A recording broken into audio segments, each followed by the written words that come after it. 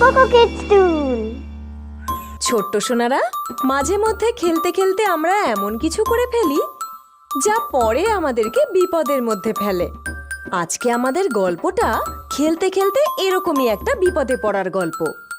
ঢোলকপুর গ্রামে একটা মিষ্টি বাচ্চা তার বাবা মার সঙ্গে থাকতো। ও ছিল খুবই সুন্দরী ও মিষ্টি স্বভাবের। বাড়ির লোকেরাই শুধু নয়, গ্রামবাসীরা সবাই তাকে ভালোবেসে মুন্নি বলে ডাকতো। এমনই একটা দিনের কথা, ঠান্ডা জলে স্নান করে মুন্নি তার বাড়ির উঠোনে শুয়ে নিজের চুল শুকোনোর জন্য অপেক্ষা করছিল। শুয়ে থাকতে থাকতে সে ঘুমিয়ে পড়ল। সেই সময় একটা ছোট্ট সাপ সেখানে এসে তার খোলা চুলের মধ্যে ঢুকে পড়ল। তার ভেজা চুলের মধ্যে সাপটা এত ঠান্ডা অনুভব করলো যে সাপটা সেখানে ঘুমিয়ে পড়ল। কিছুক্ষণ পর মুন্নির মা এসে মুন্নিকে ডেকে তুলল। মুন্নি, এ মুন্নি, ওঠ, চুল খোলা রেখে ঘুমোচ্ছে। আয়, চুলটা বেঁধে দি। মুন্নি, চল না, কতক্ষণ ধরে তোর জন্য অপেক্ষা করছি। কেন, ভুলে গেলি? আজকে আমাদের পুতুলদের বিয়ে তো। আরে হ্যাঁ, চল চল। আরে জল খাবার খেয়ে যাবি তো? আমি পুতুলের বিয়েতে ঠিক খেয়ে নেব। এরপর মুন্নি তার কয়েকজন বান্ধবীদের সাথে পুতুলের বিয়ে দেওয়ার খেলায় মেতে উঠল। খেলতে খেলতে বিয়েতে 7 পাক ঘোরার কথা উঠতেই ও তার পুতুলটাকে তুলে 7 পাক ঘুরতে লাগলো। ওদের সাথে সাথে মুন্নির চুলে আটকে থাকা সাপটারও 7 পাক ঘোরা হয়ে গেল। চলো, পুতুলদের বিয়ে সম্পন্ন হয়েছে। আজ থেকে এরা দুজন স্বামী স্ত্রী হলো। মুন্নি, এবার তুমি তোমার পুতুল কমলাকে দিয়ে দাও। কেন? আরে কারণ এদের বিয়ে হয়ে গেছে। কারণ মেয়ে তার বিয়ের পরে নিজের বাড়ি ছেড়ে স্বামীর বাড়িতে চলে যায়।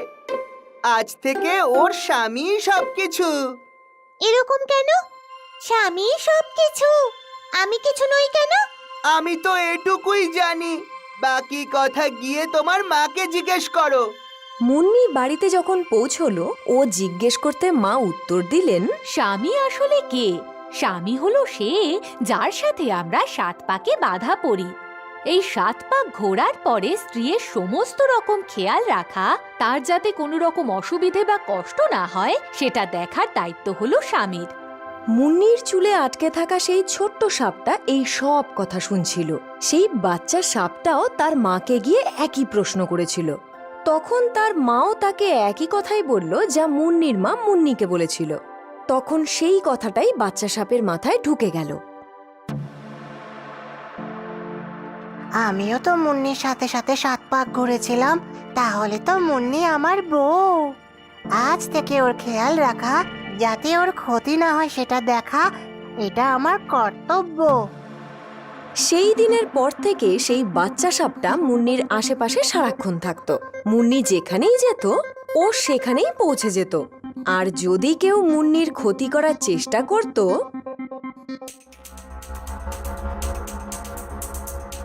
মুন্নে, দেখা, তুই আমার বাগানের আম চুরি করে পালাচ্ছিস। না, এগুলো তো আমাদের বাগানের আম। মিথ্যা কথা বলছিস। না, ও সত্যি কথা বলছে, এগুলো ওদের বাগানের আম। চুপ কর, তুই এখান থেকে যেতে চাইলে যা। মুন্নিকে তো আমি তখনই যেতে দেব যখন ও আমাকে এখান থেকে অর্ধেক আম দিয়ে যাবে। না, আমি একটাও আম দেব না। আরে দে আমায়, না দিয়ে পালাবি কোথায়?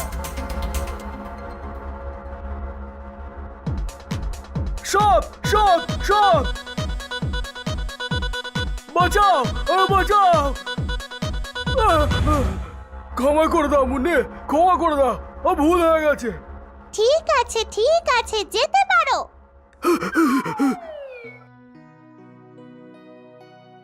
হ্যাঁ রে, দেখলি তুই এই সাপটা কিভাবে তোকে রক্ষা করলো? তোর বন্ধু নাকি রে? সাপটা আমার বন্ধু কি করে হতে পারে? হঠাৎ করে চলে এসেছে হয়তো। সেদিন মুন্নি ভেবেছিল সাপটা হয়তো এমনিই চলে এসেছিল।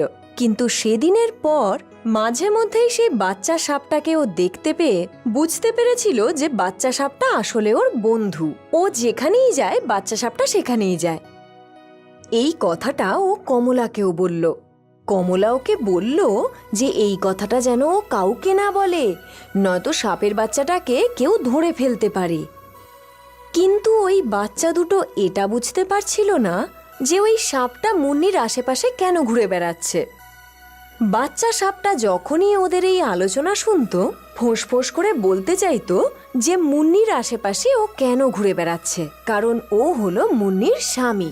কিন্তু না মুন্নি বুঝতে পারতো, না বাচ্চা সাপটা কিছু বোঝাতে পারতো। যাই হোক, এ তো গেল ছেলেবেলার কথা। কিন্তু বিপদ তখন হলো যখন মুন্নি যুবতী হলো।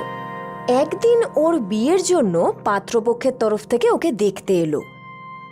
বাহ, মেয়েটা তো খুব সুন্দর। আমরা এই সম্বন্ধে রাজি আছি।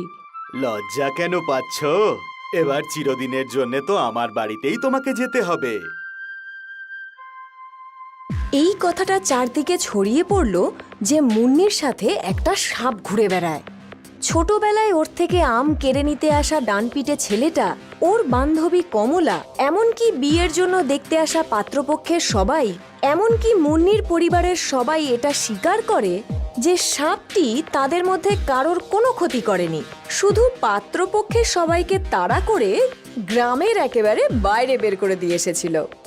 যদি এভাবেই চলতে থাকে তাহলে মুন্নির বিয়ে কোনো দিন হবে না। এর পরেও যখন ওরা বুঝলো যে সাপটা মুন্নির পিছু ছাড়েনি, তখন মুন্নির বাবা মা বাড়িতে একটা সাপুড়েকে ডেকে নিয়ে এলো।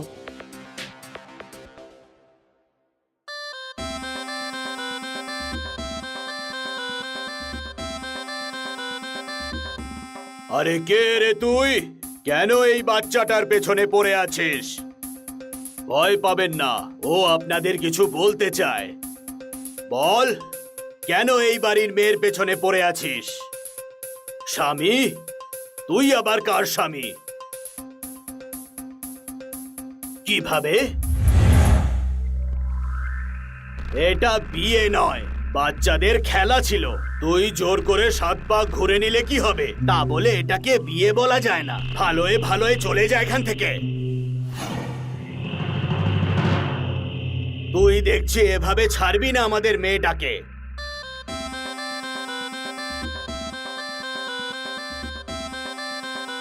ভয় পেও না, এরা হলো এই সাপের ফ্যামিলি। বোঝান আপনাদের সন্তানকে, না হলে ওকে ধরে আমার ঝুড়িতে ভরে ওর এমন অবস্থা করব যে মানুষের ছায়া দেখলেও ভয় পালিয়ে যাবে।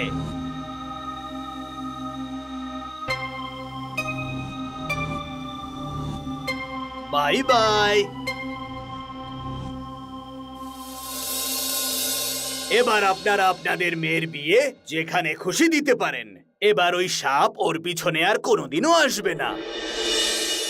আর এইভাবে সামান্য একটা ভুলের ফলে নিজেকে একটা মেয়ের স্বামী ভেবে বসা সাপটা ওই মেয়েটার পিছু ছেড়ে দিয়ে চলে যায়। মুন্নির বিয়ে হয়ে যায় আর ও সুখে দিন কাটাতে থাকে। ও আজও নিজের সন্তানদের এই গল্প শোনায় যে মানুষকে সব সময় সব জায়গায় সতর্ক থাকা উচিত। বলা তো যায় না অজান্তে মানুষ কখন কি ভুল করে বসে, যা আমাদের জন্যই ভবিষ্যতে বিপদের কারণ হয়ে উঠতে পারে।